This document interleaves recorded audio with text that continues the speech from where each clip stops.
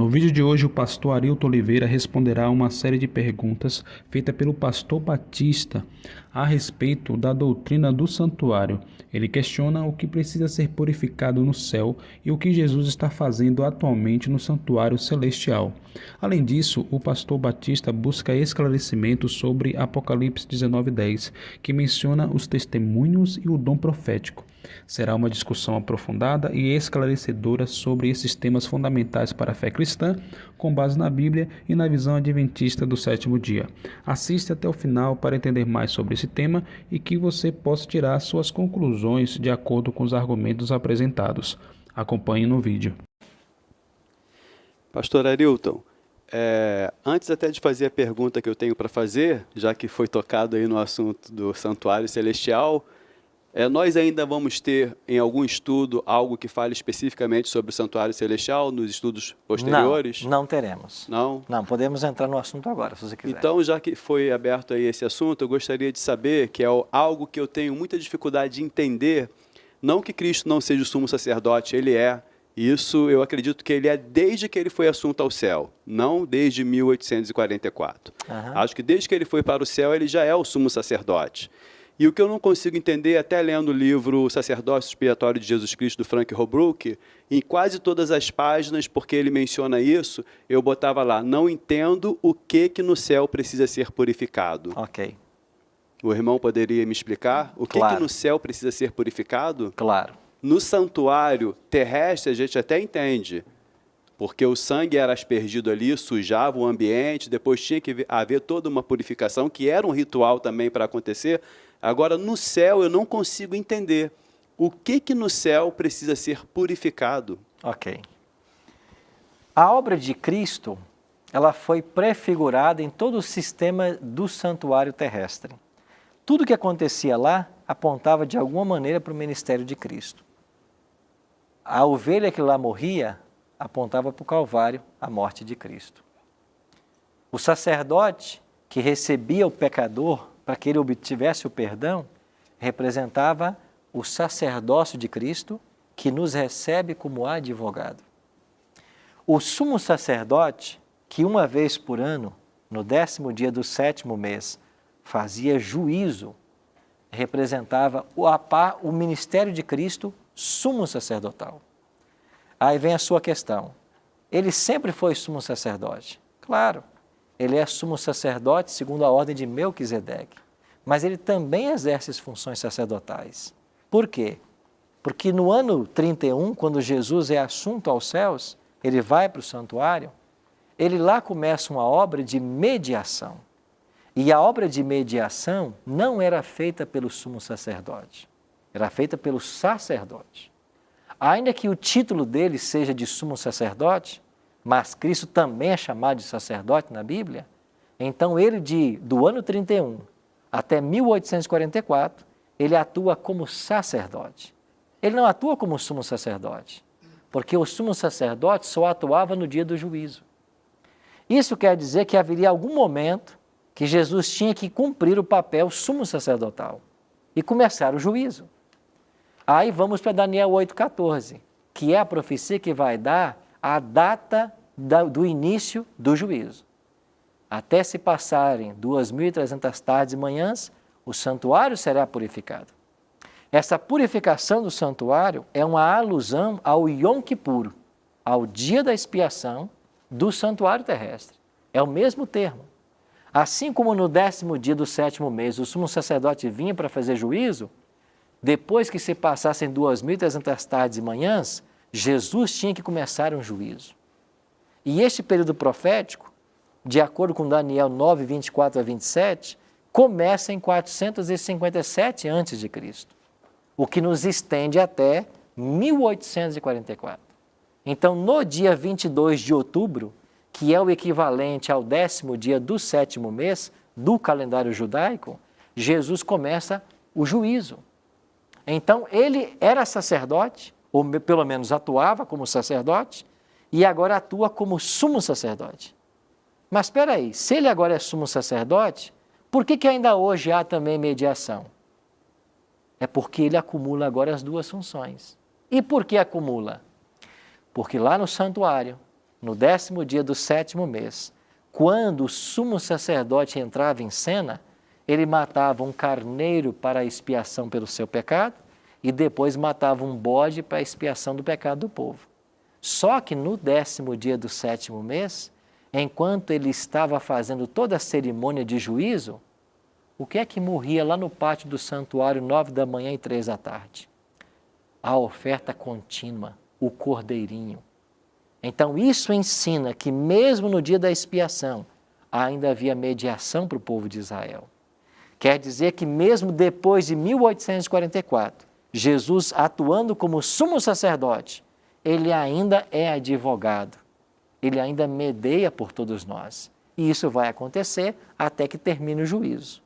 Quando terminava o juízo em Israel, o sumo sacerdote saía, abençoava o povo e havia uma grande festa, que durava 7 dias, a festa dos tabernáculos. Quando Jesus terminar o juízo no santuário celestial, ele sai do santuário. Diz o Apocalipse, quando ele sair do santuário, o santuário vai encher-se de fumaça, ninguém pode entrar no santuário enquanto não se cumpram as pragas. Cairão 7 pragas e Jesus volta à terra para anunciar a salvação para o seu povo. Tudo prefigurado. Agora, por que é que o santuário celestial precisa passar por uma purificação? Não tem pecado, não tem pecado no santuário celestial, mas tem registro de pecado. O que é purificado no santuário é o registro do pecado do justo, que tem que ser apagado. Quando você peca, vimos algumas semanas atrás, os nossos atos vão para os livros de registros no céu. Esses registros estão no céu. Eles vão fazer parte do juízo. Quando o tribunal se assentar, os livros serão abertos. Então, a cena do juízo é uma cena em que o livro é aberto para que o caso seja estudado e o pecado perdoado. Então, esse perdão do pecado que é conferido significa o apagar o registro do santuário que eu cometi e era contra o pecador. Então, você não tem pecado no céu, você tem um registro do pecado do justo que vai ser apagado. É isso que tem que ser purificado no céu. Ok, então. Então não tem pecado no céu, Não. né? Porque eu pensei que o céu estava manchado com os meus pecados, Não. que são muitos, por O sinal. seu pecado não mancha o céu. registrados. Eles estão registrados. Ok. E o que tem que ser purificado lá é esse registro. Porque se esse registro não for resolvido, você não pode ser declarado justo e salvo. É por isso que nós precisamos de um advogado. Porque o meu pecado está lá. E agora, quando o meu nome é julgado e Cristo é o meu advogado, esse registro é apagado. Então, o apagar do registro é a purificação desse santuário celestial. Tá ok, pastor. E sabe o que existe mais belo em tudo isso? Você se lembra quando os profetas Ezequiel e Isaías falam a respeito de Lúcifer? Como caístes, ó querubim da guarda? Você sabe que essa expressão querubim da guarda é uma expressão usada para os anjos cobridores da Arca da Aliança. Então, Lúcifer, no seu estado antes do pecado, era um anjo que estava no Santo dos Santos, na presença do próprio Deus. Isso quer dizer que o pecado se originou no universo dentro do santuário. E aonde que o pecado tem que ser resolvido? Dentro do santuário. O pecado surge no santuário, no coração de um anjo que era perfeito. E é dentro do santuário que o pecado tem que ser resolvido. Ok, pastor. Vamos para a pergunta em relação à igreja agora. Obrigado pela explicação. Ok. O pastor leu Apocalipse. Deixa eu ver se estava ali na frente. A referência que fala sobre o espírito de profecia. 19, Apocalipse 10. 19:10, né? Uhum. E aí eu sei que até o pastor mencionou que mais para frente o pastor vai voltar nesse assunto, porque o pastor fala que a igreja adventista entende, vê em Ellen White Uma profetisa. o espírito de profecia. Certo. Certo? A pergunta que eu faço é a seguinte: não seria limitar esse dom profético quando a gente caracteriza uma pessoa como sendo o espírito de profecia, visto que uma das características da igreja é o testemunho de Jesus, né? Como fala ali os mandamentos, a guarda dos mandamentos e o testemunho de Jesus. E em Atos dos Apóstolos, capítulo 1, versículo 8, a promessa, quando Jesus falando, recebereis poder ao descer sobre vós, veja, ele está falando para os discípulos, certo. Sobre vós o Espírito Santo e ser-me-eis, sereis minhas testemunhas, tanto em Jerusalém, Judéia, Samaria, até os confins da terra. Então, Jesus, ele está fazendo essa promessa ali, está falando que o Espírito vai descer, que é o Espírito de profecia, não apenas em uma pessoa, né? Não seria limitar, falar que Ellen White, não sei se eu posso falar como tendo esse dom, talvez pudesse até ter, mas atribuir a ela ou aos seus escritos como o espírito de profecia, se o espírito de profecia é uma característica da igreja, não de uma pessoa em si, mesmo que ela faça parte da igreja. Ok? Nós não podemos limitar e não estamos limitando. Como você bem colocou, o Espírito Santo foi dado aos apóstolos e você tem ali os profetas. Você tem nas filhas de Filipe, eu acho que eram 4, né? Todas profetisas. Você tem outros profetas. Então, os profetas ou o dom profético sempre esteve com a igreja de Deus. Só que quando vamos para Apocalipse 12, nós temos que entender que ali fala de um tempo histórico. Se você puder voltar em Apocalipse 12, só para a gente ver um detalhe muito interessante que às vezes passamos por alto. Apocalipse capítulo 12 está falando da perseguição que o dragão faz contra a mulher, certo? Mas deixa eu fazer algumas perguntas para vocês. Vamos começar com o versículo 2. Falando da mulher, ela está grávida, grita com as dores de parto, sofrendo tormentos para dar à luz. Versículo 3. Deixa eu ver se é o 3. Não, versículo 5. Nasceu-lhe, pois, um filho varão, que há de reger todas as nações com cetro de ferro. Quem é esse filho que nasce da mulher? Quem nós entendemos que é ele? Nós entendemos que é Cristo. E o dragão se deteve diante da mulher para lhe devorar o filho quando nascesse. Nesse ponto, o Apocalipse não está profetizando.